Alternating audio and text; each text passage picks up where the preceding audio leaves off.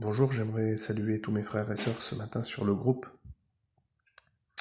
et vous dire un bon dimanche de la part du Seigneur.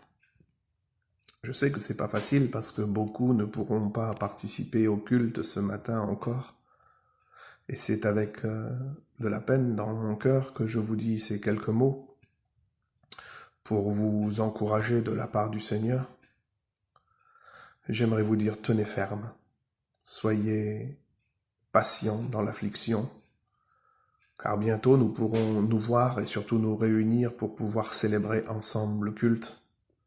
Que Dieu vous bénisse dans cette journée, dans ce dimanche. Que ce dimanche soit sous le signe de la bénédiction et du partage au sein des foyers.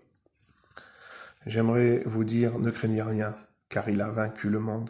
Encore un peu de temps et celui qui doit venir viendra et il ne tardera pas dans l'accomplissement de sa promesse, comme beaucoup le pensent, mais il use de patience envers tous, afin qu'un plus grand nombre soit sauvé.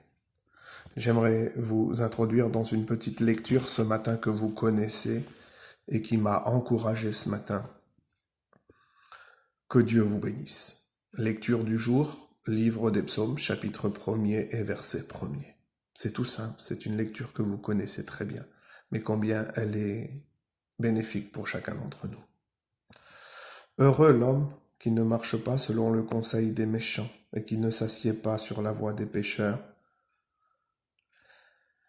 et qui ne s'assit pas en compagnie des moqueurs, mais qui trouve son plaisir dans la loi de l'Éternel, et qui la médite jour et nuit. Il est comme un arbre planté près d'un courant d'eau, qui donne son fruit en sa saison, et dont le feuillage ne se flétrit point.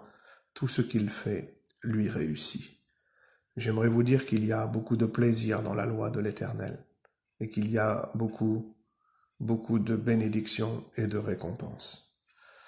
Oui, il y a beaucoup de récompenses. Il y a beaucoup de réussite aussi pour celui qui applique son cœur à la loi de l'Éternel. Appliquons-nous dans cette journée. Recherchons sa présence, méditons sa parole, aspirons à ces jours meilleurs qui sont devant nous, à travers lesquels nous pourrons à nouveau nous réunir et nous réjouir dans la bonne présence du Seigneur. Que Dieu vous bénisse, mes frères et mes sœurs, dans ce dimanche. Prenez courage. Il a vaincu le monde.